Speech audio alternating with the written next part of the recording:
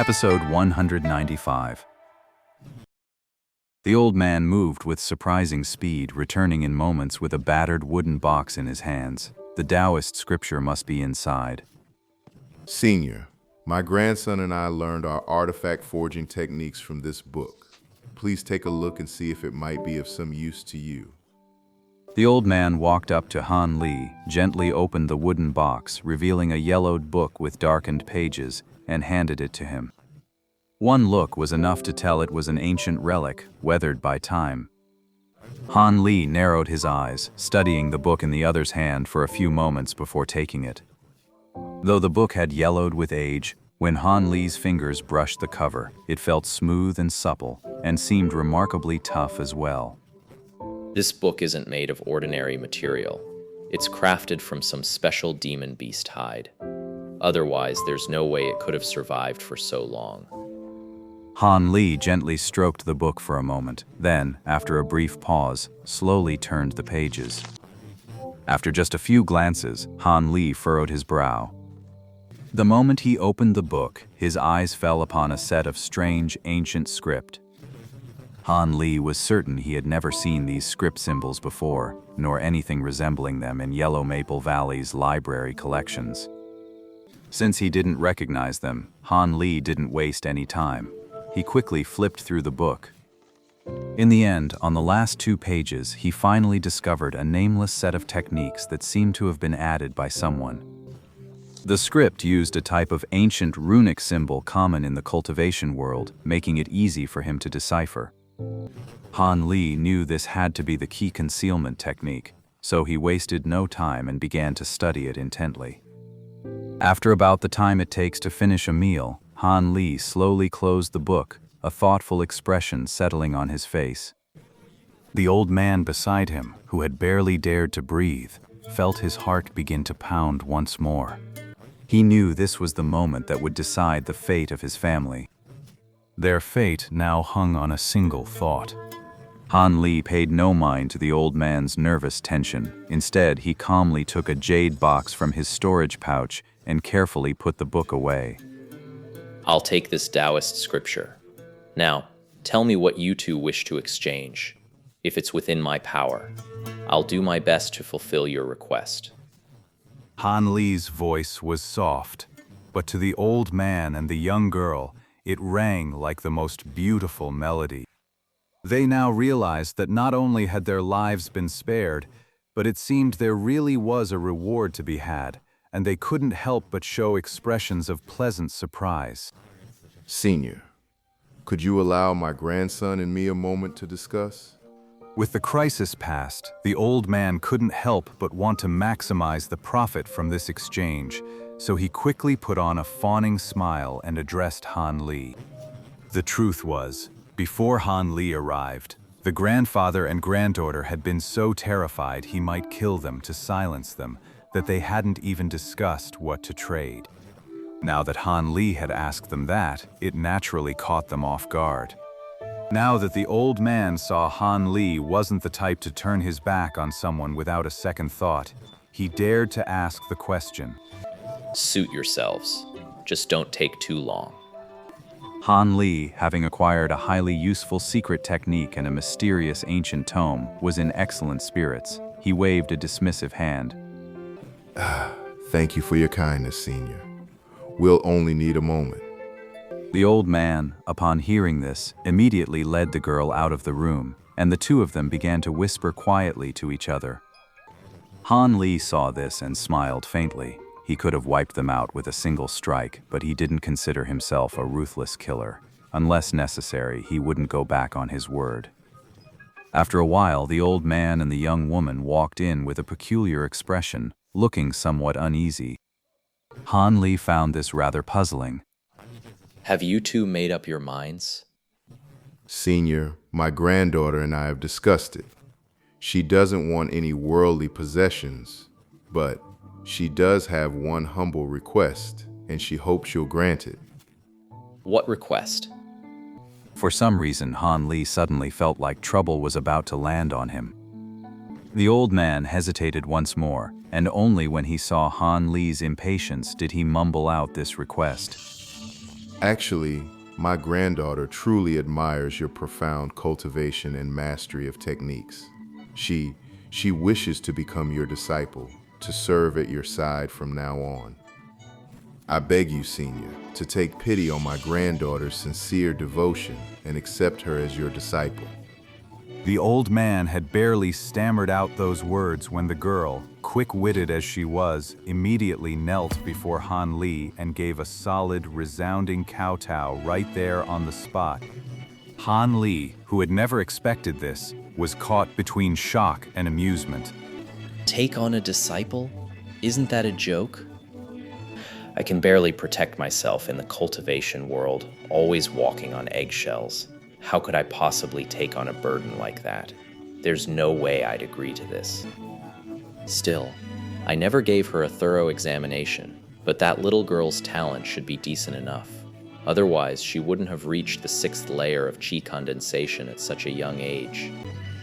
Back when I reached this stage, I had to rely on downing pills like crazy to get through.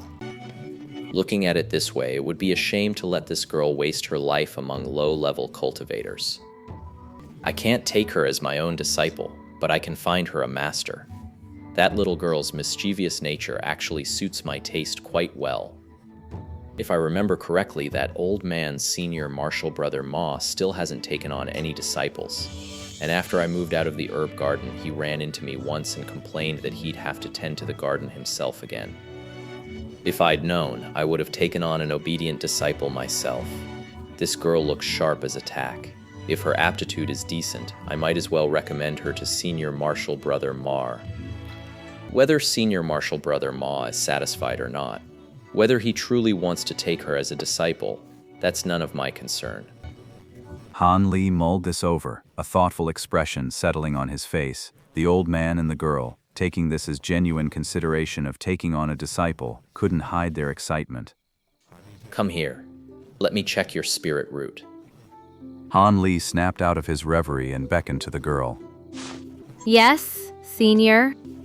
The girl appeared quite obedient. She bowed in acknowledgement, then stepped lightly before Han Li and proactively offered her fair, delicate wrist, betraying only the faintest hint of shyness.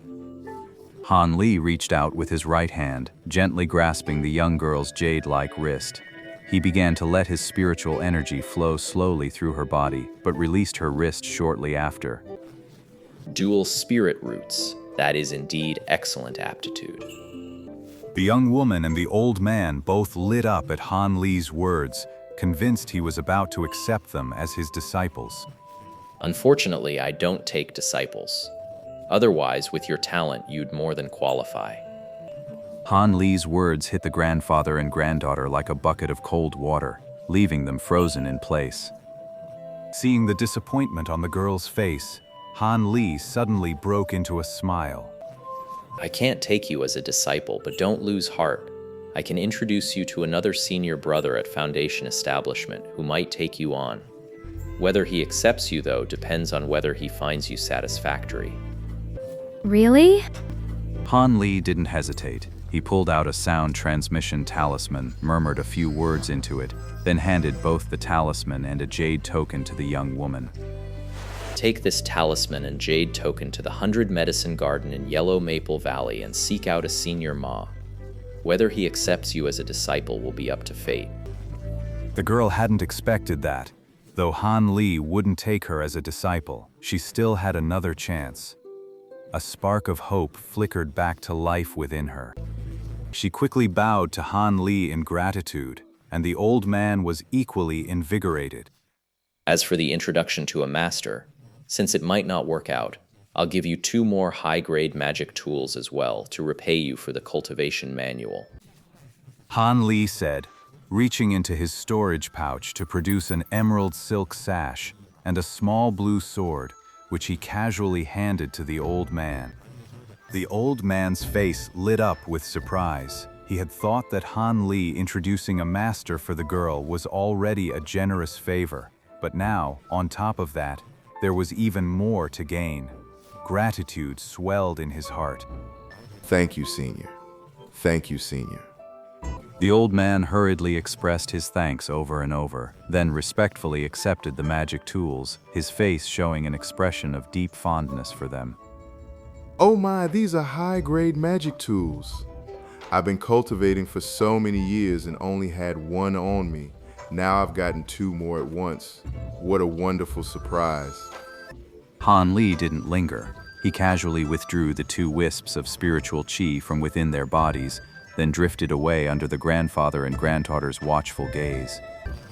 Only after Han Li had truly disappeared into the distance did the old man, beaming with delight, hand the brocade silk to the young woman, keeping the small sword for himself. After that, the two prepared to set out on another day, heading for Yellow Maple Valley to find that Senior Ma. However, this old man surnamed Shao also found it somewhat strange. Why would that man be mixed up with the Qin family? Those people are genuine mortals. Leaving aside old man Shao's wild conjectures, Han Li finally made his way back to the Qin estate in high spirits. Since he landed directly in his own quarters using a magic tool, his return went completely unnoticed. He appeared in his bedroom without a soul the wiser. Han Li found this newly acquired nameless qi concealment technique quite practical, so he stayed up all night to open the ancient book and begin practicing it. The techniques were merely minor tricks of spiritual energy manipulation, backed by Han Li's deep magic power. Mastering them posed no real difficulty. In just a single night he had grasped 7 or 8 out of 10. By the next morning, Han Li was still seated in meditation, refining his qi. Just as he was thinking his luck had been holding up lately, a muffled thump came from the storage pouch at his side. Something had broken. Han Li's expression immediately darkened, his face turning grim. A moment later, he reached into his storage pouch and pulled out a purple bead. It was identical to the magic tool he had given the white-haired Taoist, except its glossy, crystalline surface was now cracked with several fissures of varying depth. Han Li fell silent for a moment, then walked out of the house without a word. He glanced around the courtyard, and seeing no one, he tossed the wind spirit boat into the air. It floated before him, and with a flash he was aboard, vanishing from the Qin estate without a sound. A quarter of an hour later, Han Li appeared over a small village outside the capital. He scanned the area from above, as if searching for something. Finally, on a remote hill a few li from the village, Han Li landed his magic tool, his gaze fixed unblinkingly on a massive willow tree. After a long moment, Han Li formed a hand seal, and from deep within the buried roots of the willow tree, a green orb of light shot forth, encasing a round bead of brilliant purple. Its surface was also split by several cracks, and judging by their shape and size, they were identical to the ones on Han Li's bead. Han Li sighed. He waved a hand toward the glowing orb, and the cracked bead, still wrapped in light, flew into his palm. The moment the bead touched his palm, the light cocoon around it dissolved into Han Li's body, leaving only the bare bead resting in his hand.